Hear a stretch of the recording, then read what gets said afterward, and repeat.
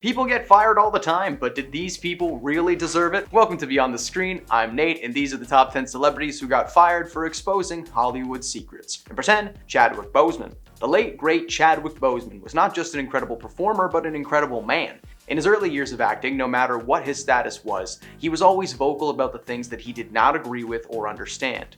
During a commencement speech to the graduating class of 2018 at his alma mater, Howard University, he spoke about a time when he was fired from a show for questioning the producers about the stereotypical depiction of his character. At first he was excited, as he was promised a six-figure contract, more money than he'd ever seen in his life. However, the moment he saw the role that he was playing, he was conflicted. The role was wrapped up in assumptions about people of color. He said that the character was just a young man with a violent streak pulled into the allure of gangs and with zero glimpse of positivity or talent in the character. After filming a handful of episodes, Chadwick brought his concerns to the attention of the producers, who told him that they were very pleased with his performance, a performance that he was actually fired from the next day. Apparently, the things that he was asking caught the producers off guard. The conversation over the character actually came up when he was called into the production office, and they were very happy with what he'd been doing on the show, and it was clear they wanted him around for a long time. But when they asked him if he needed anything to be more comfortable, it was his opening. He asked them if they could just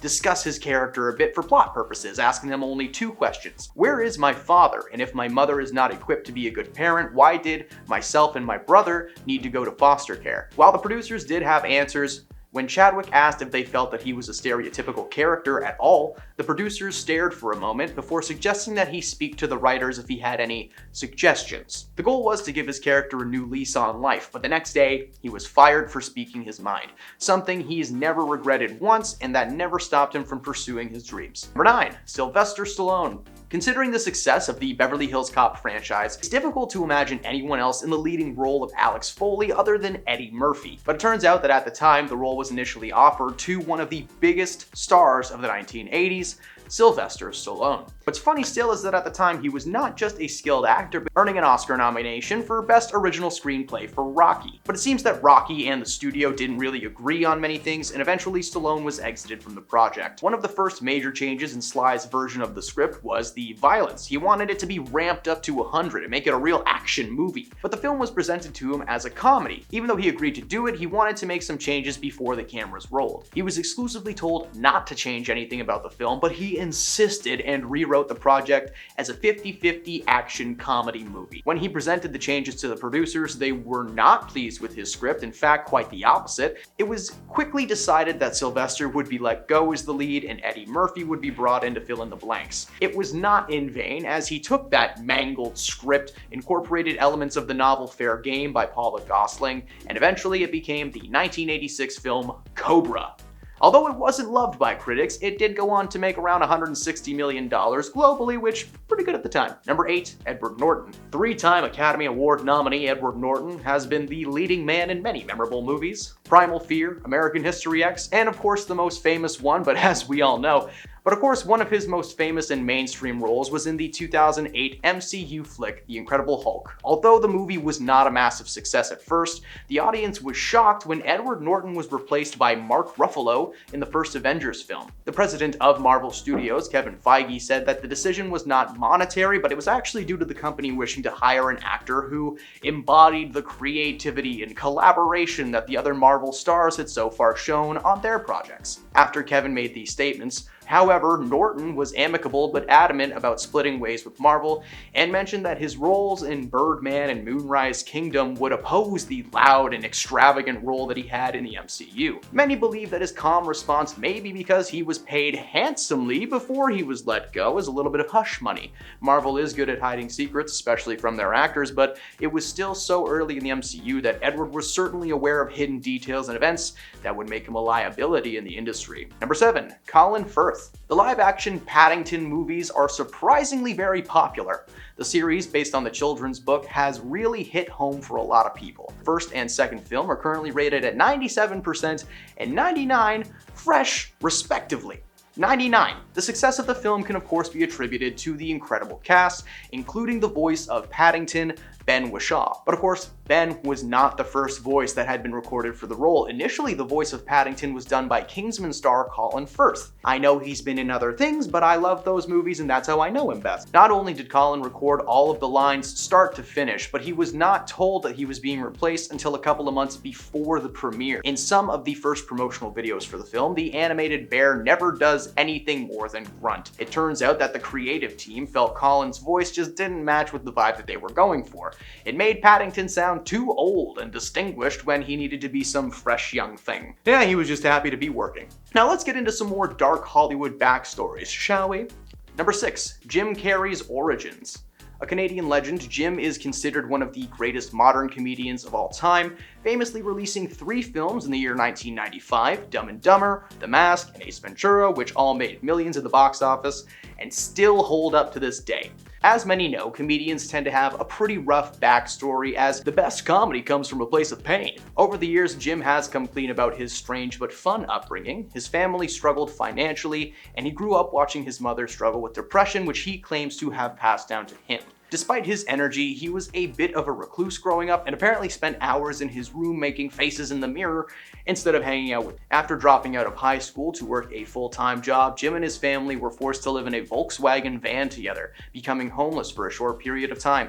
He went on to attempt a career in comedy, at first to minimal success, but of course, he was able to find his footing and made his place in comedy history. Number 5. Woody Harrelson's father. Woody is best known in Hollywood as the wildest wild child to ever exist. He eats raw meat, he's an eco-crusader, a protester against violence, and an advocate for the legalization of herbs and spices in the United States. He's loved on screen, but did you know that his father took people out for money? And I'm not talking about on dates. Charles Harrelson was sentenced to 2 lifetime sentences for the slaying of a federal judge in San Antonio.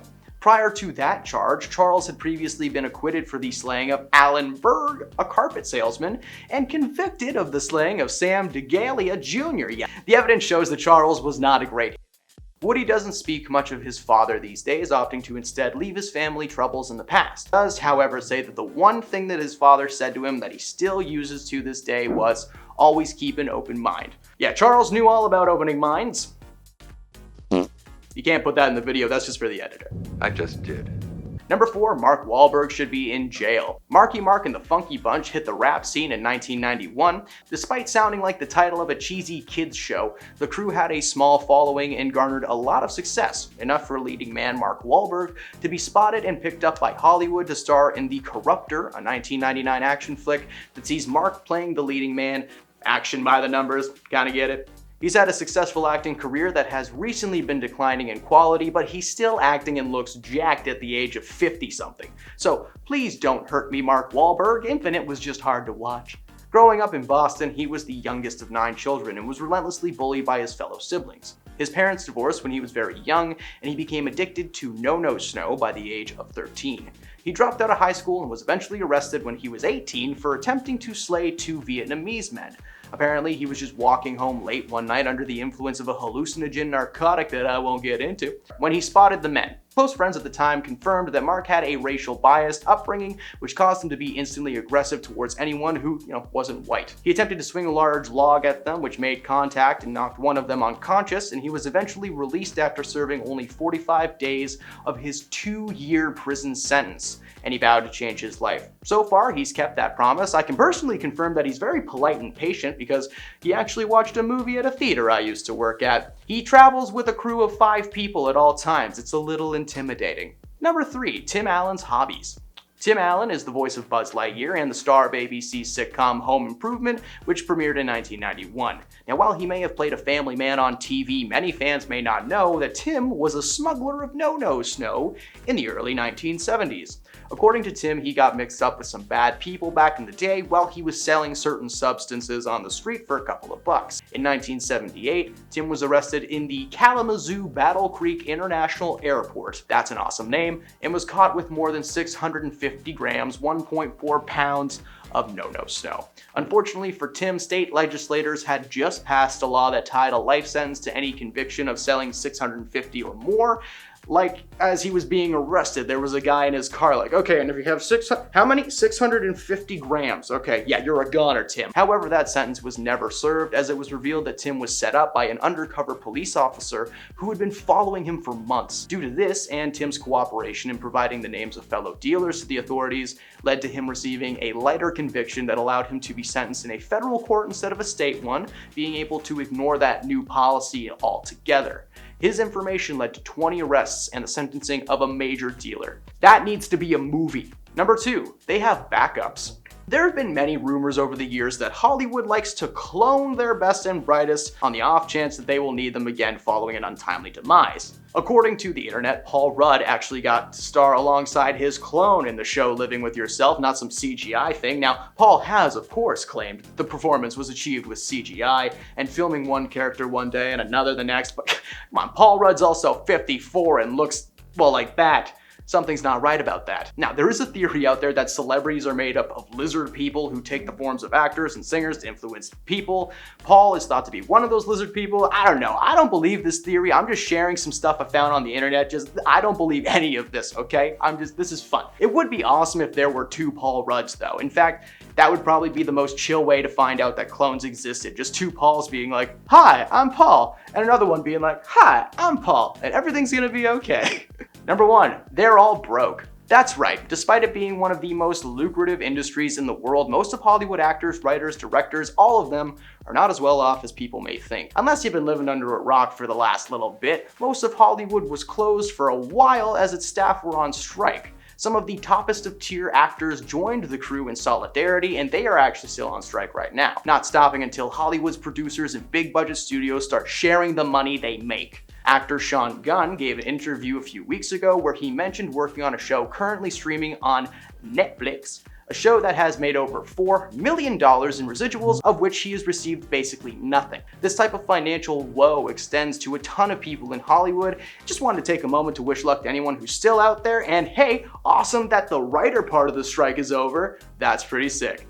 Get what you're worth, get back to making the world a better place, and we'll see you in the new year. So those are the people who got fired and the secrets that were shared. Thank you for stopping beyond the screen. Drop a like if you had fun, leave a comment if you want to, and I'll see you next time.